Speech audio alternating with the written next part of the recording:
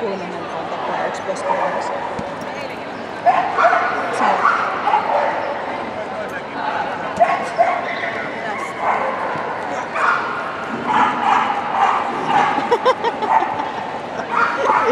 Mitä sä teet? Noniin. Jörä! No vitsi kun tolleen tekin pitäisi saada. Roniakin istuu tyylikkästi.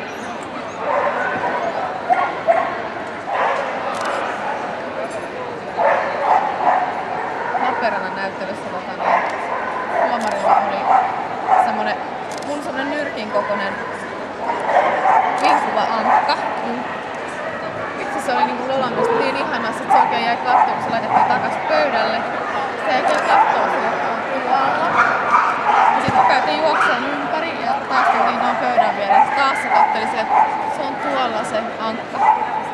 Se on niin ihasta siihen ääneen. Ronjalle tulee varmaan maininta taas korvista, jos Jörölläkin tulee.